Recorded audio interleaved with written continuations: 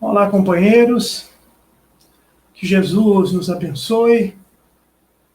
Seja sempre aquela presença vibrante, primeiro nos nossos próprios corações, depois nos nossos lares. E como nós gostamos de dizer, a lembrança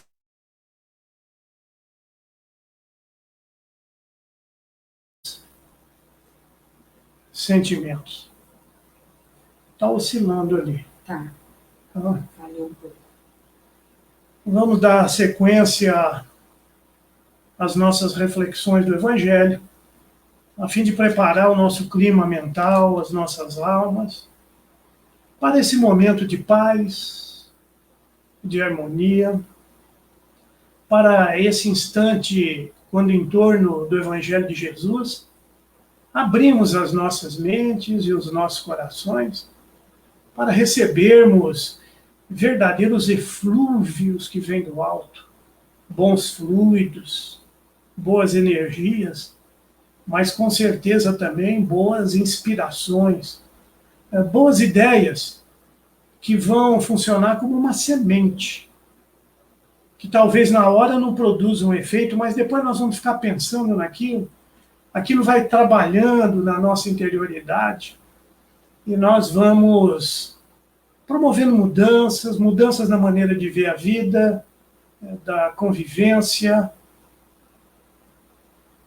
estabelecendo climas mentais melhores para nós mesmos. Muitos reclamam que a atmosfera da Terra, a atmosfera psíquica, espiritual, é densa, é pesada, mas essa atmosfera é simplesmente a soma de todas as atmosferas pessoais, particulares. O clima psíquico da Terra não é nada mais, nada menos do que a reunião das nossas próprias emanações energéticas. Ao pensarmos, ao sentirmos, vamos transformando aquele fluido cósmico universal à nossa volta, criando uma atmosfera particular para cada um de nós, que vai ter sempre o teor, o conteúdo daquilo que nós trazemos na mente e nos corações. Forma-se um campo magnético que, inclusive, é percebido pelos espíritos, que fala, dá um testemunho daquilo que trazemos na alma.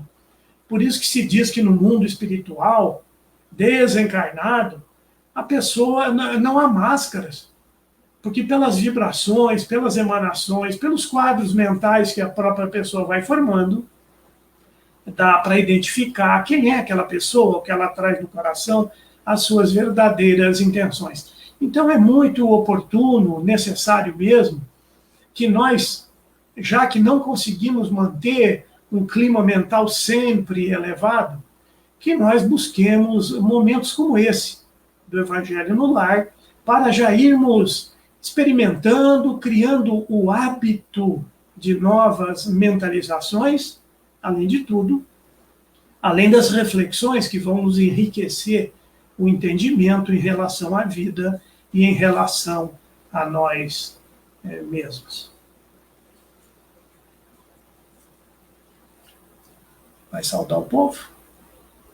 Oi para todo mundo, muito bom estar aqui novamente e saber que vocês estão aí também compartilhando com a gente desse momento de conhecimento e de mensagens que fazem bem ao nosso coração. Vamos à leitura, morte e vida. Perdeste o filho amado e chores de saudade. Trazes dentro do peito uma dor sem remédio. O teu sonho se fez pesadelo constante. No entanto, por mais sofras, não te afastes de Deus. A semente que morre novamente floresce.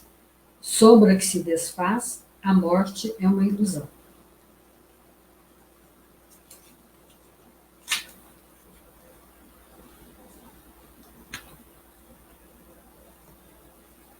Seria bom olhar os comentários, né? Mas com esse trem aí vai ficar difícil. Esse é um dos assuntos que trazem maior dificuldade para todo ser humano. A questão da morte. embora já tenhamos desencarnado muitas vezes, ainda é para nós uma coisa extremamente difícil e complicada, porque envolve perdas. Perdas de entes queridos, perdas de posições, de situações, de cargos, de coisas que fazemos na Terra. E para nós ainda se afigura uma coisa misteriosa, não para nós espíritas, mas para a maioria das pessoas. Há um ditado que hoje já é tão impróprio, muito comprovado, não é? Que diz que ninguém voltou da morte para contar como é que é. Ora, as pessoas voltam da morte para contar todos os dias. Há comunicações mediúnicas em todo o mundo.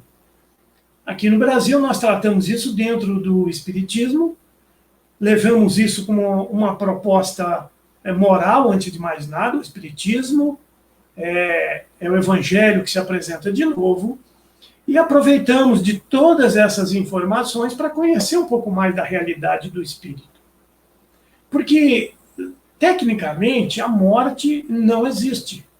A morte é apenas o corpo que se desgasta, seja por uma doença prolongada, seja por um acidente ou qualquer coisa desse tipo, o corpo deixa de cumprir as suas funções, perde a sua vitalidade, se desagrega, mas todos aqueles elementos que compunham aquele corpo voltam à natureza e vão prestar um serviço, porque tudo serve no reino de Deus.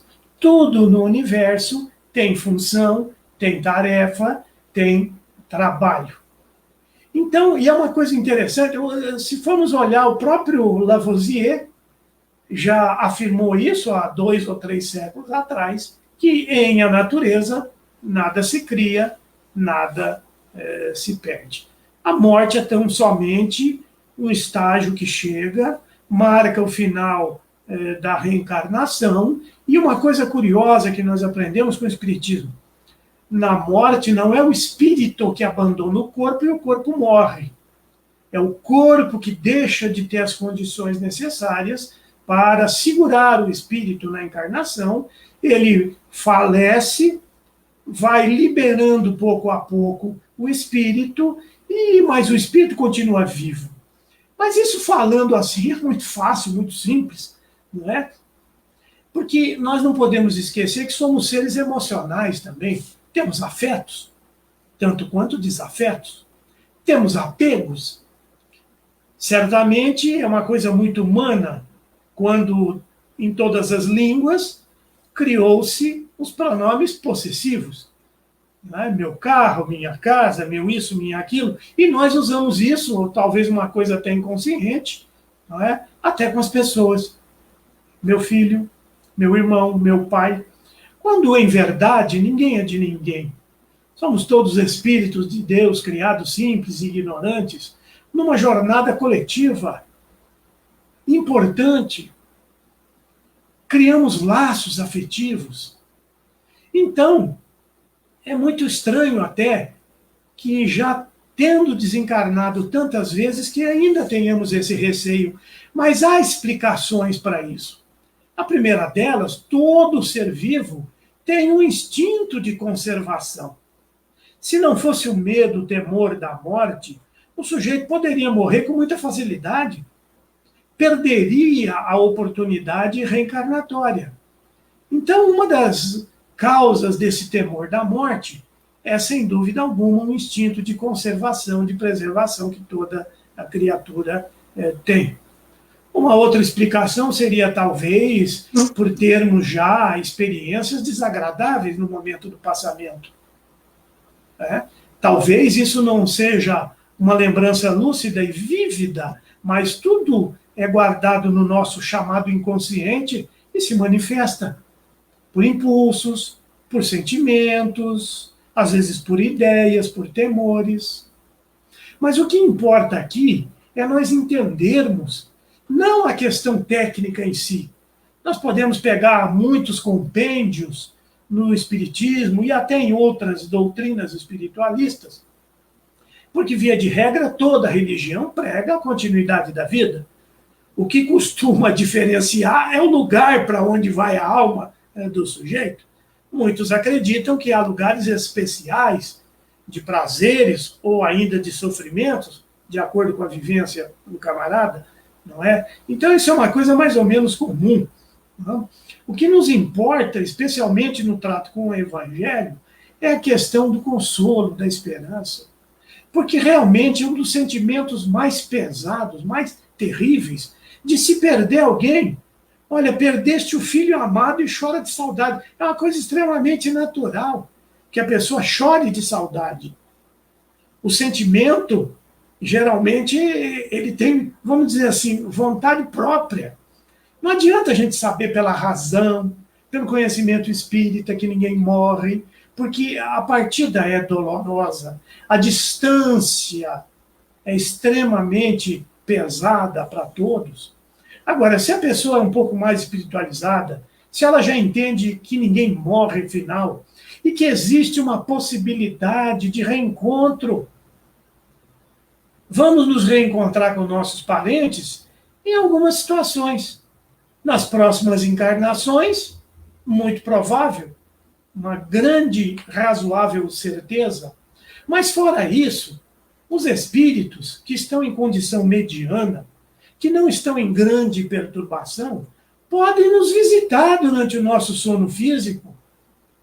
Muitas vezes, quando sonhamos com um ente querido que partiu, e fica, ao acordarmos, aquela sensação de tanto bem-estar, de tanta alegria, que muitas vezes, independente da crença religiosa, a pessoa afirma: foi tão real esse sonho que eu acredito que meu filho esteve aqui, meu pai, meu amigo, minha mãe, meu parente.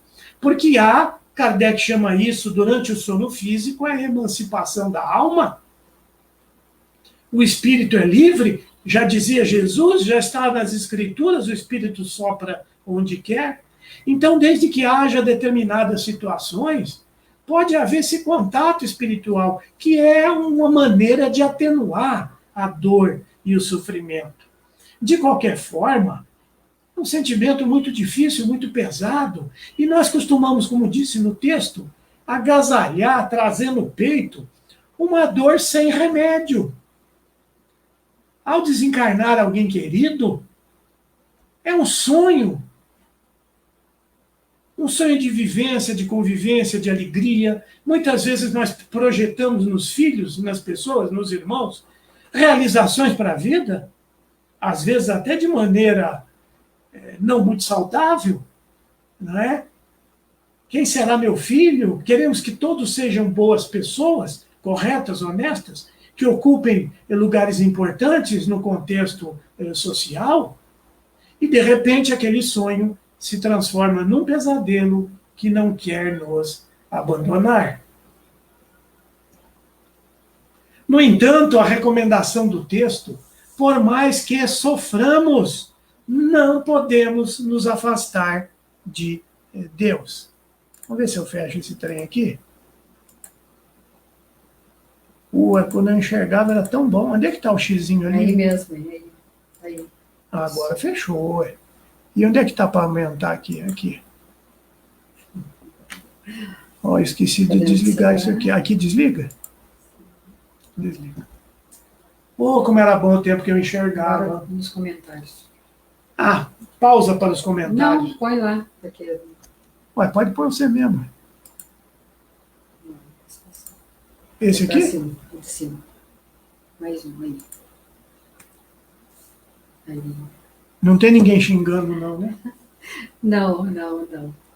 Só a presença mesmo. Só não, né? Muito boa a presença das nossas amigas.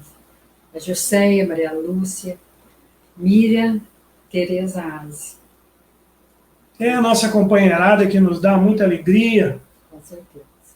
E para quem logo nós agradecemos a confiança de nos ouvir. Então vai recomendar o irmão José que, apesar de toda a dor que é reconhecida, é justa, o pessoal tem a mania de achar que espírita não chora. Isso é uma bobagem que se falava antes. que espírita não tem sentimento de saudades, tudo é besteira. Isso é muito bonito na hora de falar, mas na hora de vivenciar a dor da separação, tanto quanto as dificuldades que enfrentamos na vida, que às vezes estão terríveis. Então a recomendação de irmão José é que nós não nos afastemos de Deus. Então precisamos entender o que é afastar ou não afastar de Deus. Uma parte passa pela compreensão, pela lógica, pela razão. Nós sabemos que a pessoa não morre efetivamente, que podemos promover reencontros eventualmente. Muitas e milhares de pessoas receberam bênçãos de consolação através das cartas. Chico Xavier, Bacelli e outros tantos, não é? Que trouxeram esse atestado de continuidade da vida, mas que trouxeram também um alento para aquele coração sofrido. Então, o conhecimento da realidade espiritual ajuda muito, mas é preciso também uma dose de confiança, de que as coisas não estão erradas. Tudo vem no momento oportuno, preciso, necessário. Não que tudo esteja escrito, mas da maneira como nós vamos vivendo, vamos causando as chamadas ações, que vão provocar consequências, e tudo está dentro de um plano maior. Não é? Ninguém desencarna à toa, não é? Tanto quanto ninguém nasce ao léu, ao Deus dará. Se bem que fosse ao Deus dará, seria bom, né, se nós confiássemos em Deus. Então, além desse conhecimento espírita, que vai nos trazer um certo consolo, uma certa esperança, é preciso também alimentar sentimento de alma, como confiança. Não só confiança em Deus, confiança na vida, mas há mais coisas ainda que nós precisamos trabalhar em nós. E muitas vezes a perda abrupta e inesperada de um ente querido vai ser uma motivação para nós trabalharmos isso, que é o nosso desapego. Nós somos extremamente apegados. Quando se fala em apego, pensa-se em realidades materiais, aos bens, às coisas, mas nós somos apegados às pessoas. Muitas vezes os pais, Khalil Gibran já dizia isso, que nós deveríamos ter cuidado. Há um livrinho extraordinário, O Profeta, tão pequeno, simples e tão profundo. Ele dizia, vossos filhos não são vossos filhos. Eles vêm de vós, ou seja, por vós, através de vocês. E ele ainda faz um comentário. Eles são como flechas e os pais arcos. Eles moram no tempo do amanhã, que nós nem em sonho poderemos visitar. Então, muitas vezes a pessoa cria filhos como se fossem objetos, coisas. Muitas vezes querem realizar suas frustrações, seus desejos, através de seus filhos, e isso é complicado. Então é preciso treinarmos o desapego. É preciso desenvolvermos a espiritualidade em nós. Porque esse que é o verdadeiro remédio. Porque espiritualidade é nobreza de alma, é grandeza de sentimento, é visão especial para a vida, para tudo, para todos. É um sentimento de reconhecimento e gratidão constantes. Mas evidentemente que falar é muito fácil, porque lidar com sentimentos é extremamente complicado para nós. Como nós temos essa questão do apego, não é? Tem pessoas que é uma coisa engraçada, não é? Às vezes a mãe se refere ao filho como seu filhinho, mesmo que ele tenha já 50, 60 anos, não é? É um sentimento mais especial, vamos dizer assim, mas os afetos existem em vários níveis de intensidade. Então, o que nós podemos fazer em termos racionais é buscar entender um pouco mais da realidade espiritual. Em termos emocionais, de vida, é começarmos a entender, né? Morte não existe, ninguém morre, afinal. Nós, na Terra, ainda temos uma dificuldade enorme, porque o corpo físico funciona como uma barreira limitadora. limitadora de energias e fluidos que lançamos constantemente ao nosso derredor, limitadora das percepções espirituais. Mas tempo virá em que essa comunicação com os espíritos será muito mais fácil, muito mais serena, muito mais tranquila do que é hoje. Talvez, quem sabe, esse momento agora, que tudo virou online, tudo virou live, tudo é à distância, podemos aproveitar para ser um treinamento. Não estarmos presentes fisicamente, mas estarmos nos enxergando, nos percebendo, não é? O que precisamos, além de um pouco mais de conhecimento, é de confiança, talvez de fé, fé-sentimento, de acreditarmos na realidade do espírito, na continuidade da vida, nos laços afetivos que não se dissolvem. Não se dissolvem. Alguém indaga, Kardec pergunta aos espíritos se essa coisa de reencarnar toda hora não afrouxaria os laços entre as famílias e de fraternidade. Fala, de jeito nenhum. Ele tende a estender, a ampliar os laços. Primeiro que nós já costumamos encarnar em grupos. As famílias se formam anteriormente no espaço, se dizia antigamente, no plano espiritual. Os espíritos se atraem por afinidade, por gostarem das mesmas coisas, por terem as mesmas tendências, por terem prazer e bem-estar de estar um com o outro. Então as famílias se formam antes no plano espiritual. Depois começamos a reencarnar em grupos. Muitas vezes reencarnamos nas mesmas famílias, alternando posições. Ora como pais, ora como filhos, em situações das mais diversas. Eventualmente, algum elemento dessa família pode reencarnar num outro grupamento espiritual. Pode ser uma tarefa de amor, pode ser que vai encarnar numa família que vai lhe oferecer coisas de que ele precisa para evoluir mais moralmente, de modo que, poderíamos dizer assim, simplesmente, simbolicamente, que temos uma família de origem espiritual, mas, vez por outra, encarnamos em outras famílias, em outros grupamentos, e isso só tende a fortalecer, a estender laços de solidariedade, de afetividade, de fraternidade. Há encarnações que se processam por causa das condições de obsessão. O espírito é um obsessor de determinada pessoa, de determinada família, não importa o motivo que levou a essa intenção de prejuízo, de domínio, mas ele acaba reencarnando naquele grupamento familiar. Né? Então, muitas vezes é onde se diz um estranho no ninho, uma pessoa diferente. Olha, tem 8 irmãos, 7 são uma beleza, tem um que é um problema atrás do outro. Às vezes aquele espírito está ali para que possa melhorar. Vigie o nosso tempo, porque eu gosto de falar mais demais da conta. 7 minutos. Kardec vai indagar, que coisa interessante, nós achamos isso no Livro dos Espíritos, não é? no que diz respeito à formação das famílias. Não é?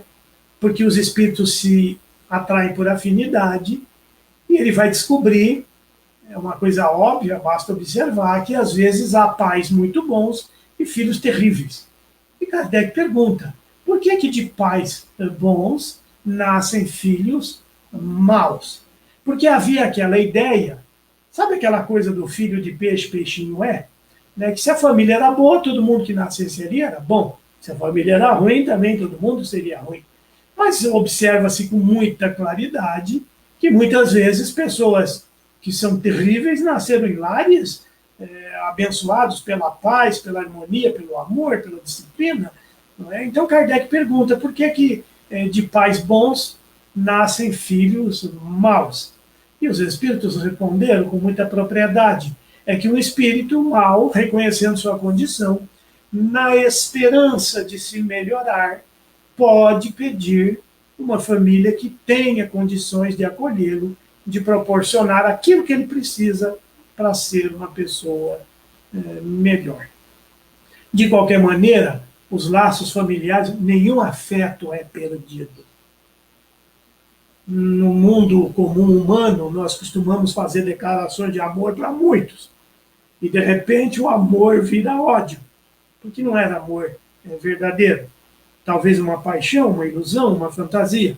Porque o amor verdadeiro, um laço afetivo, uma vez estabelecido, jamais se romperá no tempo e no espaço. Não é? Então, pensemos nessa reflexão.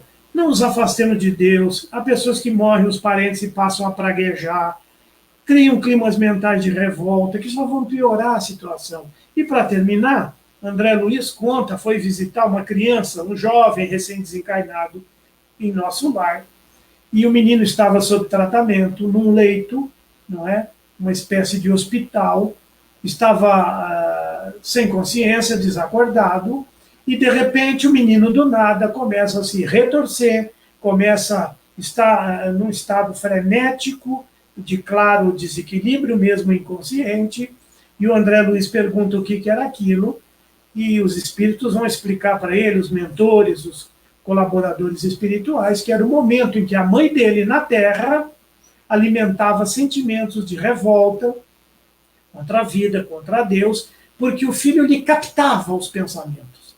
Os pensamentos eram desarmonizados e provocavam mais desarmonia no ser. Isso também é uma coisa que vale para nós, quase que esquecemos disso. Ao perdermos um ente querido, devemos orar por ele, porque a oração chega. Há inúmeros, milhares de testemunhos do bálsamo, que é a oração do parente que ficou para trás, que ficou reencarnado para aquele que desencarnou. Tanto quanto o sofrimento desatinado, de revolta, de não aceitação, também provoca desarmonia. Não é? Chico Xavier está cheio de casos de espíritos que morreram, pessoas na tenra idade terrena, e se manifestavam extremamente preocupados com a tristeza, com a dor dos pais. E vem se manifestar para tranquilizá-los. Mamãe, estou bem, estou aqui com fulano, com ciclano. Então, é um processo longo, porque somos ainda muito materializados, não é? Mas devemos trabalhar para isso. De qualquer forma, não é fácil controlar as emoções, mas precisamos tentar. Não é? Não alimentar sentimento de revolta, não nos afastarmos nem de Deus, nem das religiões, e procurarmos, é claro, um embasamento lógico e racional vai nos ajudar, mas certamente é o sentimento, é a confiança, é a esperança do reencontro. Aliás, um espírito nos disse, certa oportunidade, que a dor imensa da saudade seria recompensada pela alegria do reencontro. Vamos encerrar nossa reunião fazendo uma vibração por nós que estamos aqui, pelos nossos lares, pelas famílias de um modo geral, pelo mundo. As nossas vibrações alcançam as pessoas. Então, levemos o pensamento a Deus, buscando esse acolhimento do Pai, nos deixando envolver pelas vibrações amorosas, serenas, que nos trazem uma certa tranquilidade de alma, rogando ao alto que nos permita um saneamento integral das nossas mentes, dos nossos corações, a fim de percebermos a luz que é Jesus em nosso caminhar. Que possamos estar, Senhor, sintonizados com esses espíritos que já se fizeram melhores e seguem adiante, conduzindo, mostrando, indicando os nossos melhores caminhos. Alivia, Senhor, a dor daqueles que sofrem nesse momento. Consola os corações partidos pelas perdas dos entes queridos. Tranquiliza as nossas almas e faz brotar em nós, Senhor, a esperança dos dias de luz, dos dias melhores. Obrigado, Senhor, que fiquemos todos na santa paz de Deus.